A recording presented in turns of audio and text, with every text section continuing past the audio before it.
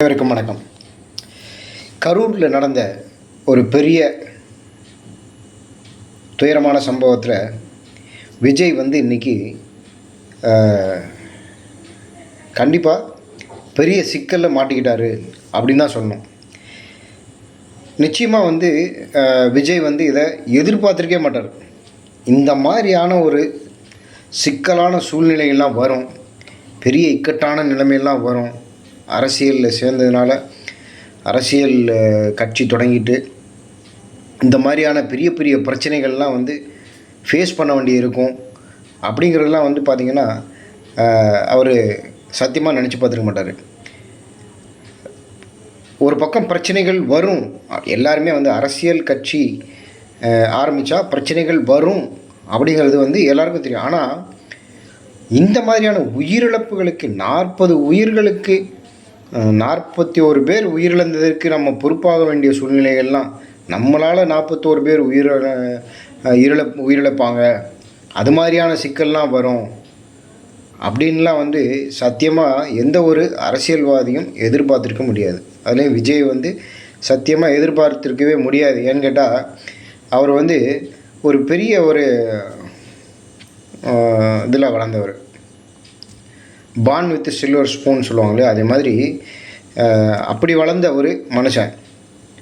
சினிமாவில் கொடி கட்டி பறந்தார், உச்சத்துக்கு வந்துட்டார். அவர் இன்னும் சினிமாவில் அவர் நடிச்சுக்கிட்டு இருந்தாருன்னா, ரஜினிகாந்தே 75 வயசு வரைக்கும் இன்னமும் பெரிய பெரிய ஹிட் படங்களில் நடிச்சுக்கிருக்காரு. அப்படிங்கும்போது விஜயாலெலாம் முடியாதுன்னு சொல்ல முடியாது. இன்னும் அவருடைய வளர்ச்சியெல்லாம் சினிமாவில் பெரிய லெவலில் போகிறதுக்கெல்லாம் வாய்ப்புகள் நிறைய இருக்குது. அப்படி இருந்தாலும் அரசியல் கட்சி தொடங்கி ஏதோ, அதாவது அரசியல் கட்சி தொடங்குறவங்க எல்லாருமே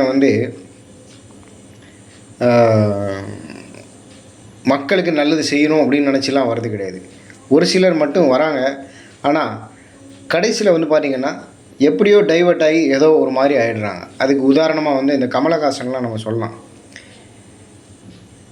ஏதோ நல்லது செய்யணும் அப்படின்னு நினச்சி கடைசியில் பார்த்திங்கன்னா வலிக்கு சேத்துல விழுந்த மாதிரி அவருடைய நிலைமை இன்றைக்கி ஆகிப்போச்சு.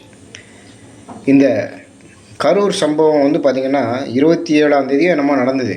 ஆனால் இன்ன வரைக்கும் பார்த்திங்கன்னா அது ஒரு இன்றைக்கி தமிழ்நாட்டில் ஒரு பெரிய டாப்பிக்காக இன்னமும் அது போய்கிட்டு தான் இருக்குது. ஆக்சுவலாக பார்த்தா தமிழ்நாடு கவர்மெண்ட்டு தமிழ்நாடு கவர்மெண்ட்டும் சரி, நீதிமன்றமும் சரி, அவங்கவுங்க குழுக்களை ஏற்பாடு பண்ணி என்ன பண்ணுறாங்க, விசாரணையை தொடங்கி விசாரிச்சுக்கிட்டு இருக்காங்க. கோர்ட்லேயும் இருக்குது. சென்ட்ரல் கவர்மெண்ட்டும் என்ன பண்ணுறாங்க, அவங்களுடைய பங்குக்கும் ஒரு குழுவை அனுப்பி விசாரித்து அதுக்கு அறிக்கையை அவங்க கேட்டு இது பண்ணியிருந்திருக்காங்க. இப்படி இருக்கும்போது பார்த்திங்கன்னா தவறான தகவல்கள், வதந்தியை பரப்புறது, அவங்க பண்ணியிருப்பாங்க இவங்க பண்ணியிருப்பாங்கன்னா சொல்கிறது, இதெல்லாம் தப்பு. ஏன்னா கோர்ட்டில் இருக்கும்போது அனாவசியமாக இதில் பார்த்திங்கன்னா மக்கள் மத்தியில் வேறு மாதிரியான இப்போ பீதி கிளப்புற மாதிரி தவறான தகவல்கள்லாம் கொடுக்கறது ரொம்ப பெரிய தப்பு. இப்போ நம்ம எதுக்காக அதை பற்றி பேசுகிறோம்னா, இந்த கரூர் சம்பவத்தை பற்றி பேசணுன்னா பேசிக்கிட்டே இருக்கலாம். ஏன்னா முக்கியமாக இது பார்த்திங்கன்னா விஜயை தான் சுற்றி வருது. ஆக்டர் விஜயை தான் சுற்றி வருது. தமிழக வெற்றி கழகம்ங்கிற கட்சியை நடத்திட்டு இருக்கிற விஜய் தான் சுற்றி வந்துட்டுருக்குது. அப்படிங்கும்போது அதை பற்றி பேசிக்கிட்டே இருக்கலாம். இருந்தாலும் நம்ம ரொம்ப இதெல்லாம் அதில் டீப்பாக போகிறதுக்காகலாம் இல்லை. இன்றைக்கி இந்த பிரச்சனையினால், இந்த கரூரில் நடந்த சம்பவத்தால், இந்த கரூருக்கு முன்னாடியே அவர் எங்கெங்கெல்லாம் பிரச்சாரம் பண்ணாரோ அங்கங்கெல்லாம் ஏதோ ஒரு சிறிய அளவில் சம்பவம் நடந்திருக்கு அப்படின்னு நம்ம செய்திகளெல்லாம் பார்க்குறோம். ஆனால் இந்த கரூர் சம்பவம் ரொம்ப பெரிய சம்பவமாகி போச்சு, பெரிய சம்பவமாகி போச்சு.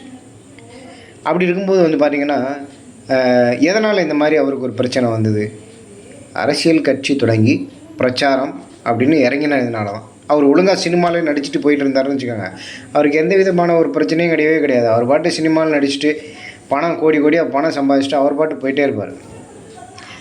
அப்படி இருக்கும்போது அவர் அரசியல் கட்சி தொடங்கி ஏதோ மக்களுக்கு நல்லது செய்யணும் அப்படின்னு நினச்சி கட்சி தொடங்கி வந்ததுனால என்னாச்சு, எனக்கு பெரிய இக்கட்டில் மாட்டிக்கிட்டு இருக்கார் அவர்.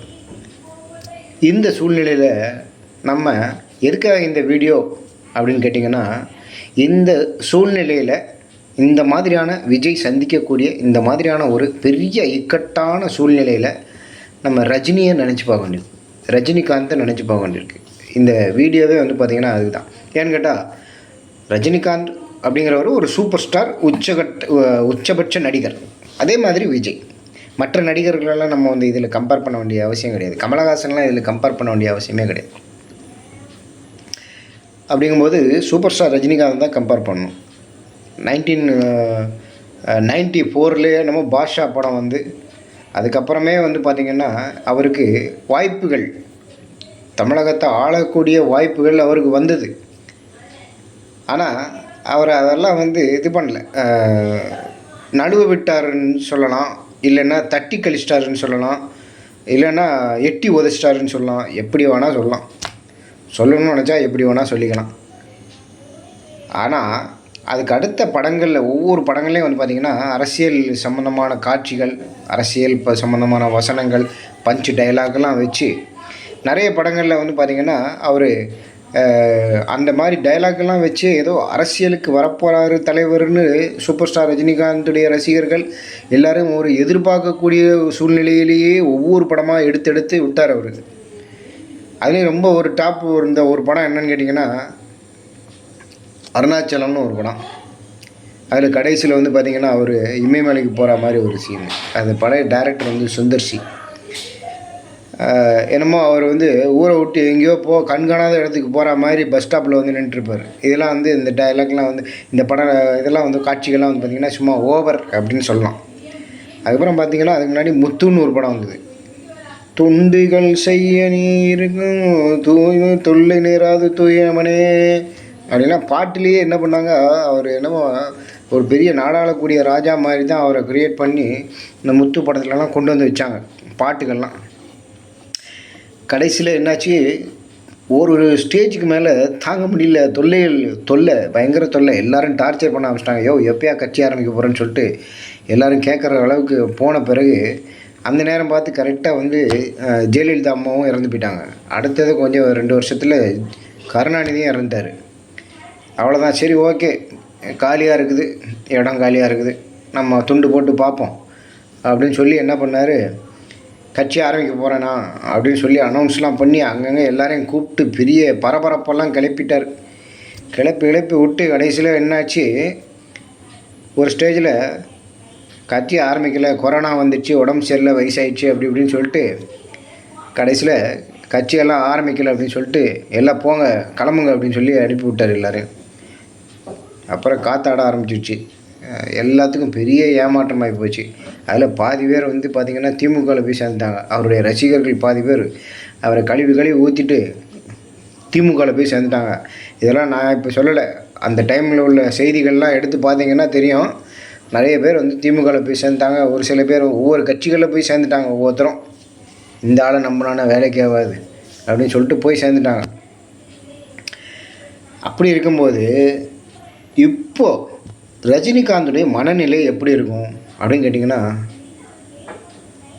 ரொம்ப ஹாப்பியாக இருப்பார். அவர் ஒரு மலை உச்சியில் போய் நின்றுட்டு நல்ல சுத்தமான காற்றை சுவாசிக்கும்போது, அந்த டைட்டானிக் படத்தில் வந்து பார்த்திங்கன்னா கடலில் போகும்போது அந்த ஹீரோ அப்படியே 2 கையும் விரிச்சுக்கிட்டு அப்படியே பார்ப்பார். மைண்டில் ஒன்றுமே இருக்காது, ஃப்ரெஷ்ஷாக இருக்கும் அப்படியே. அதே மாதிரி பெரிய மலை உச்சியில் போய் நின்றுட்டு அந்த 2 கையை விரிச்சு அந்த சுத்தமான காற்றை நம்ம சுவாசிக்கும் போது எப்படி நம்மளுடைய மனநிலை இருக்குமோ ஃப்ரெஷ்ஷாக இருக்கும். அதான் அப்பா நமக்கு எந்த விதமான பிரச்சனையும் இல்லை, ஆஹா ஓஹோ அப்படின்னு சொல்லிட்டு நினச்சிட்டு இருப்போம். அந்த மாதிரி இன்றைக்கி ரஜினிகாந்துடைய நிலைமை இருக்கும், மனநிலை இருக்கும். ஏன் அப்படின்னு கேட்டிங்கன்னா யோசித்து பார்ப்பார்ல கண்டிப்பாக அவர், நல்ல வேலைடாப்பா நம்மலாம் இந்த மாதிரி கட்சி ஆரம்பிக்காமல் தப்பிச்சு வந்துட்டோம், ஆளை விடுங்கடா சாமின்னு அந்த அப்போ வைக்க திட்டினாங்க, அதோட முடிஞ்சு போச்சு. நல்ல வேலை கட்சி ஆரம்பித்து ஓட்டுங்க. கடைசியில் பார்த்திங்கன்னா இந்த மாதிரிலாம் கூட்டம் நமக்கு வந்து கடைசியில் நெருக்கி செத்து போனாங்க அப்படின்னா நம்ம பெரிய சிக்கலில் மாட்டி கடைசி வரைக்கும் நம்மளை அசிங்கமாக திட்டுவானுங்க ஒவ்வொருத்தரும். இன்றைக்கி ஏன்னா விஜய் வந்து அப்படி தான் எல்லோரும் கண்ணா வேணான்னு திட்டுறாங்க. ரோட்டில் வரவெல்லாம் அசிங்கமாக திட்டுறான். இந்த சோஷியல் மீடியாவில் ஃபேஸ்புக்லேயோ ட்விட்டர் அது இதுன்னு அந்த யூடியூப் தளத்துலலாம் எடுத்திங்கன்னு வச்சுக்கோங்க, கீழே கமெண்ட்லாம் பார்த்திங்கன்னா கண்ணா வேணான்னு திட்டுறானுங்க எல்லாவனும். சினிமா துறையில் இருக்கிறவங்களே வந்து விஜயை கண்ணாமின்னு திட்டின்னு இருக்கிறாங்க, அசிங்கமாக திட்டுறாங்க. அந்த அளவுக்கு பயங்கரமாக திட்டு வாங்கிட்டு இருக்காரு. ஏன்னா ஒருத்தர் 2 பேரா 41 பேர் செத்து போயிட்டாங்களே.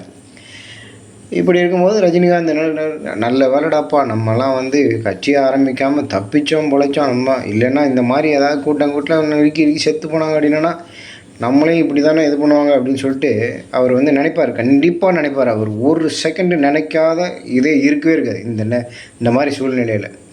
அதனால் அவர் வந்து மக்களை ஏமாற்றிட்டாருன்னு சொல்கிறதா, ரசிகர்களை ஏமாற்றிட்டாருன்னு சொல்கிறதா, இல்லைன்னா அவர் பர்சனலாக வந்து ஒரு பெரிய இக்கட்டான சூழ்நிலையிலேருந்து தப்பிச்சிட்டாருன்னு சொல்கிறதா அப்படிங்கிறது தான் பேச்சு. சொல்லப்போனால் அவர் வந்து அரசியல் கட்சி ஆரம்பிக்காமல் தப்பிச்சிட்டாருன்னு தான் சொல்லணும். திட்டுறவன் திட்டிக்கின்னு தான் இருப்பான், அதுக்கு என்ன பண்ண முடியும்?